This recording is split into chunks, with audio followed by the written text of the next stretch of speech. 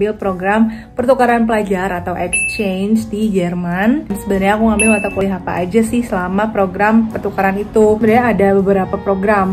Ada yang buat exchange ini yang pertukaran, ada yang buat S2 dan S3. Deutsch Grammatik C1. Kodenya tuh B. Ini emang bachelor. Dia emang ini buat anak S1. Selanjutnya ada lagi. Oke, sekarang kita bahas pas kuliahnya gimana. Nah, kalau di Jerman itu nggak ada absensi. Jadi bener-bener terserah kita, kalau misalnya kita nggak datang tuh nggak apa-apa, tapi ya lo harus bisa pas ujian nanti, intinya kayak gitu. Cuman kan sayang kan kalau misalnya nggak masuk, ngapain juga gitu kalau misalnya kuliah dan nggak masuk. Jadi anak-anak sana tetap pada masuk meskipun nggak diberlakuin adanya absensi. Di kelas ini, di kelas Plan Heavy for Interactions, ini kan master ya, jadi itu kelasnya tuh lebih sedikit, nggak sebanyak itu, kayak mungkin 20 orang sekelasnya. Cuman ya itu, aku the one and only anak S1 yang juga cuman pertukaran doang gitu. Aku pas di kelas Deutsch Grammatik C1 itu mengingatkan aku pada dulu pas SD di Jerman. Ya maksudnya suasananya ya. Oh iya, dan ada satu hal yang unik ya ternyata di Jerman itu, kalau misalnya mau klatschen, apa, tepuk tangan, itu ke meja. Jadi gitu, nah lucu banget. Terus di kelas Einführung in die Forstwirtschaft, ini tuh kelasnya gede banget, kayak di aula 100-an lebih lah pokoknya. Ada yang bawa anjing ke kelas, oh itu random banget lah kelas itu. Angewandte Naturschutz juga sama, itu kelasnya gede, jadi di aula lagi yang kayak apa sih, teater gitu loh. Nah kayak gitu. Nah kalau yang ini, yang terakhir ini tuh bahasa Inggris. Yang kelas Inggris ini tuh rata-rata anak Erasmus semua yang ikutan. Nah sekarang masuk ke ujiannya.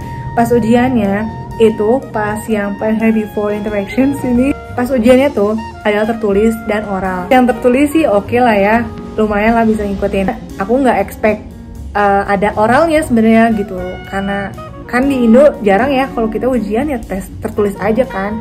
Kalau ini tuh ada oralnya ternyata, dan kayak aku kaget aja lah, ada oral gimana gitu. Berasa lagi ujian IELTS kan. Terus yang Deutsch Grammatik biasa ini cuma teks tertulis aja, tapi ini weekly-nya tuh banyak banget tugasnya.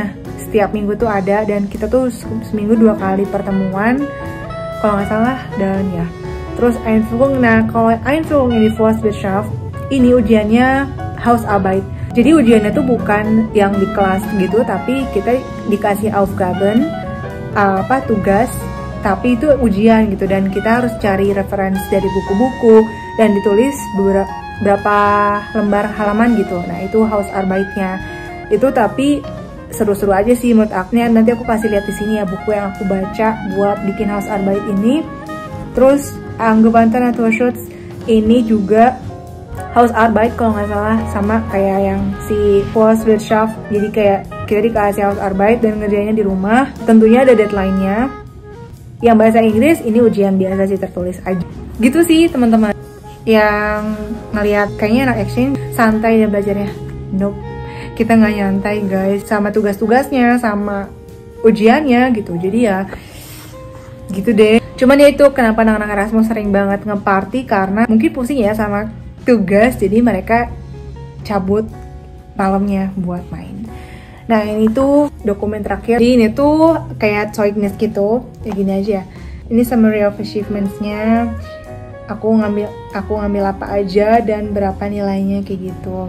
Nah pas udah beres periode exchange, kita tuh dikasih certificate of exmatriculation. Jadi kayak cuman keterangan aja bahwa aku geboren tanggal sekian di mana, udah menyelesaikan ya winter semester ini di George August University. Nah gimana kelanjutannya pas aku pulang ke Indo dan ketemu Bapak Dekan? Tentunya sedikit agak ribet, karena yang aku bilang tadi, aku ngambil mata kuliah yang gak sesuai dengan yang udah disepakati bersama. Tapi tentunya aku juga kasih penjelasan ke beliau kenapa aku ngambil mata kuliah ini. Aku jelasin karena yang waktu itu disetujuin bersama sebelum aku berangkat itu adalah mata kuliah yang ternyata hanya ada di summer semester. Jadi aku nggak bisa ngambil itu.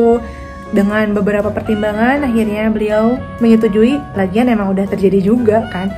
Dan tapi konsekuensinya adalah aku harus mengulang 1 semester lagi pas aku balik. Jadi saat teman-teman aku udah pada lulus, udah pada kerja, aku harus mengulang lagi 1 semester sama ada tingkat 2 tahun di bawah aku. Dan pas lagi aku nyusun skripsi, ya pas penelitian sih kayaknya, itu ada buyer goes to campus. Jadi kayak ya perusahaan buyer Indonesia ke kampus buat nyari anak magang kalau nggak salah sih. Aku kan dulu banget cita-cita aku kalau nggak kerja di perusahaan Jerman, aku kuliah di Jerman. Tahun 2016-nya aku les IELTS di IF. Saking aku pengen banget lanjutin S2 ke Jerman. Karena ada bayar ke kampus tuh pas aku lagi skripsian, lagi pusing-pusingnya kan. Itu tuh kayak angin segar banget buat aku. Aku tanya-tanya banyak ke bapak yang ngasih materinya. Aku jelasin lah kenapa aku masih skripsian segala macem. Aku dan beliau sama-sama nggak saling tukeran kontak sama sekali.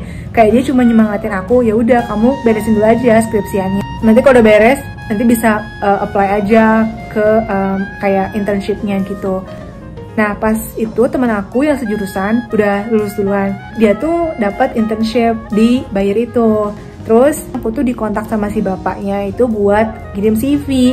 Padahal aku tuh belum lulus, aku masih proses ngurus-ngurus mau sidang. Nah pas aku izin ke dosen pembimbing aku, kalau aku tuh ada interview untuk internship di Bayer, mungkin karena beliau banyak pengalaman murid-muridnya belum sidang tapi kerja dan akhirnya keterusan dan lupa sama sidang ya, beliau nggak ngizinin langsung aku buat ikutan interviewnya. Beliau minta aku diundur gitu loh, jadi nunggu aku sampai beres sidang dulu baru interview. Alhamdulillahnya pas aku beres sidang, aku interview, keterima. Jadi aku belum wisuda, aku udah kerja. Jadi pas lagi kerja tuh aku izin buat wisuda, walaupun aku mesti telat lulus dari teman-teman yang lain, telat setahun sih kalau bisa dihitung.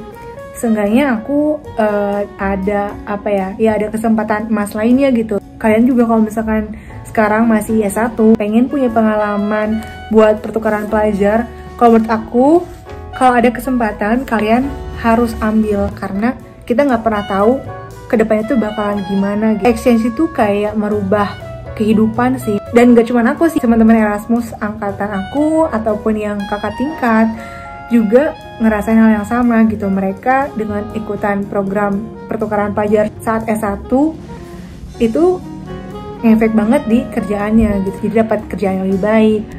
Oke dan segitu aja Leute dari aku. Semangat buat kalian yang juga lagi cari beasiswa buat S1 ataupun yang lagi mau kejar S2-nya. Semoga cita-cita kalian tercapai. Yakin sama diri sendiri kalau kalian pasti bisa, dan gak usah peduliin juga omongan orang lain yang bisa bikin kalian down itu. Oke, sekian aja dari aku. Danke fürs Zuschauen. Jangan lupa subscribe. Bis nächstes Mal. Tschüss.